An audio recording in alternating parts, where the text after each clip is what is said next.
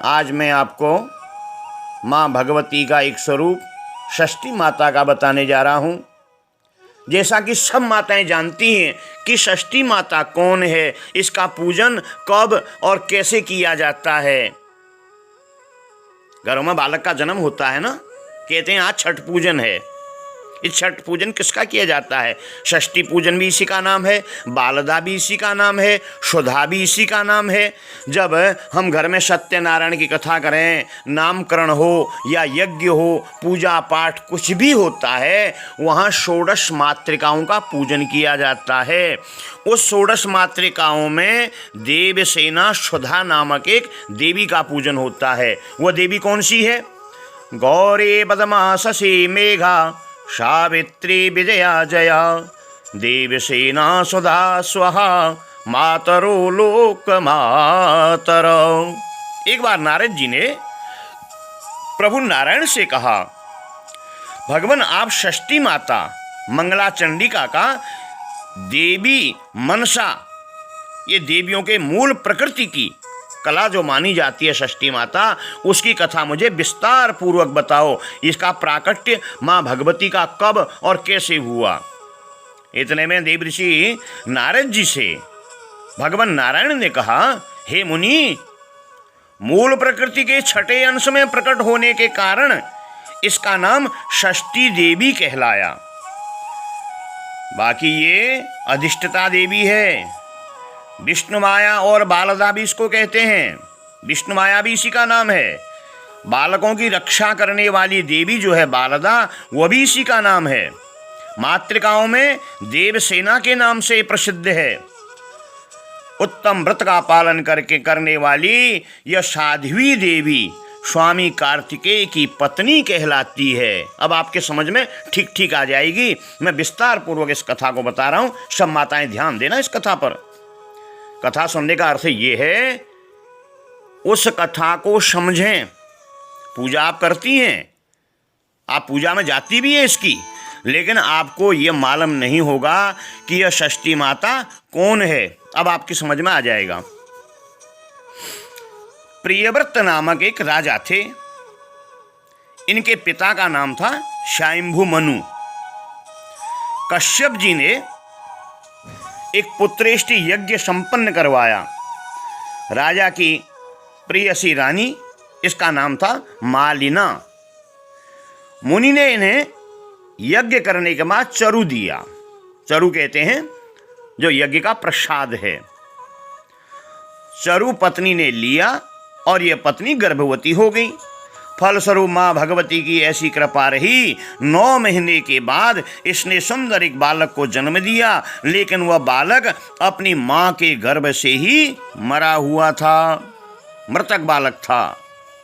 राजा प्रियव्रत उस मरे बालक को लेकर शमशान में पहुंच जाता है। माँ के आंखों में अश्रुपात बह रहे थे। इकलौता बेटा, आज तक बेटा नहीं, बेटा हुआ, वो भी गर्भ से ही मरा हुआ बालक हुआ। माँ क्या रोएगी नहीं तो क्या? ऐसी स्थिति, घर में ऐसी परिस्थिति हो गई।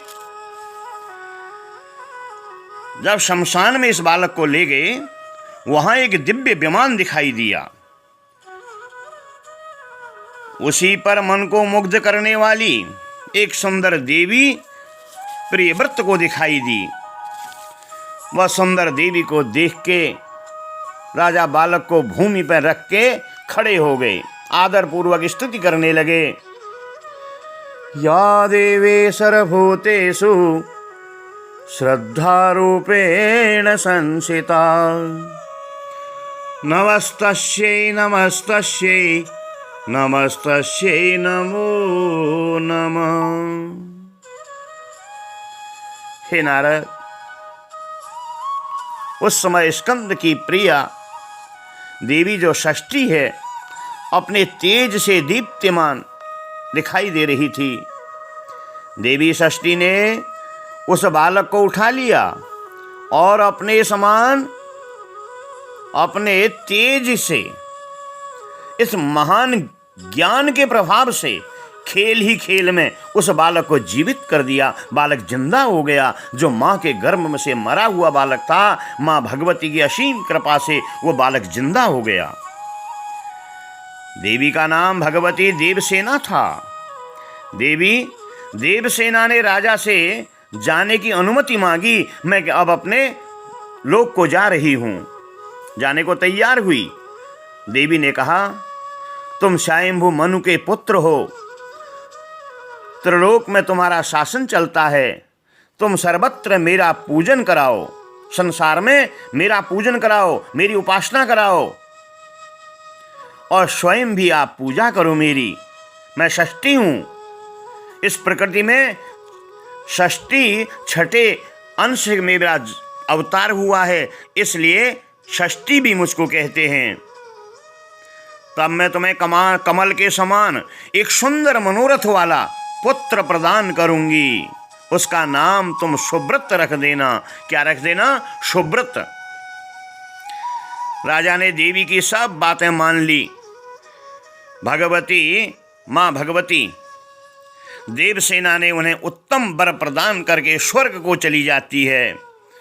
राजा ने उस जगह पुत्र प्राप्ति के लिए मांगलिक कार्य किए और संसार से सबसे कहा, इस देवी की आप पूजा करो। जहाँ जहाँ इस माँ भगवती की उपासना होगी वहाँ मंगल कार्य होंगे। जिनके संतान नहीं है उनके घर में संतान होगी, जिनके घर में पुत्र नहीं है उनके घर में पुत्र होगा।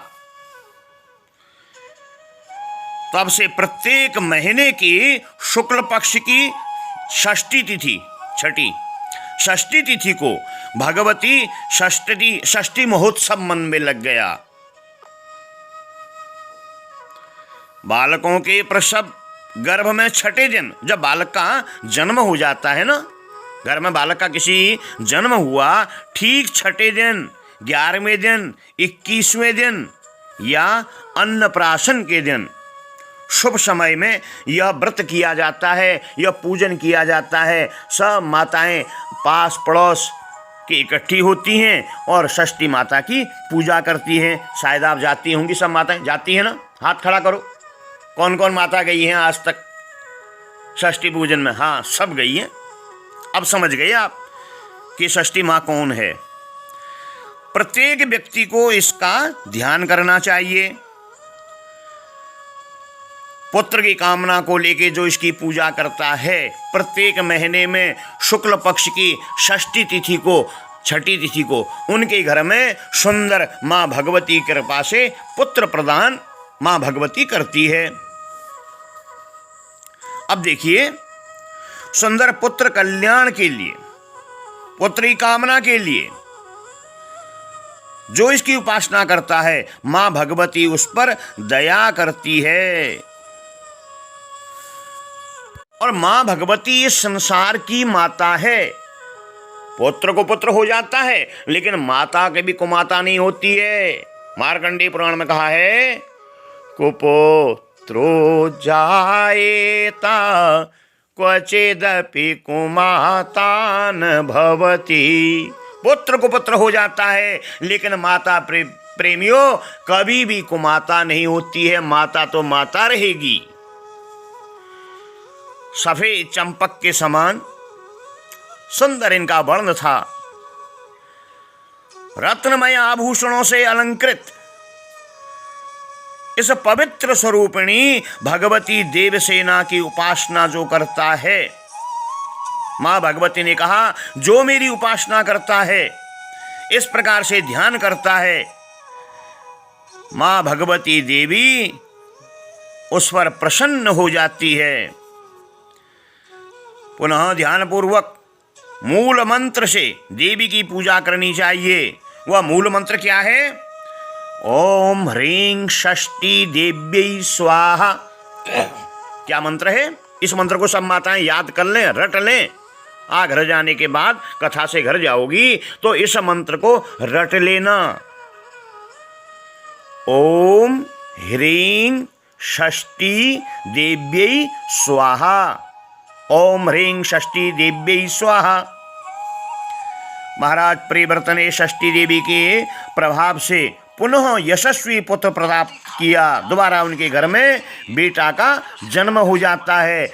माँ की उपासना करने से, माँ भगवती कृपा से पुनः इनके घर में बेटा का जन्म हो जाता है। जो व्यक्ति माँ भगवती षष्ठी देवी की स्तोत्र सहित पाठ करता है या इस कथा को सुनता है, कब तक? 1 वर्ष तक।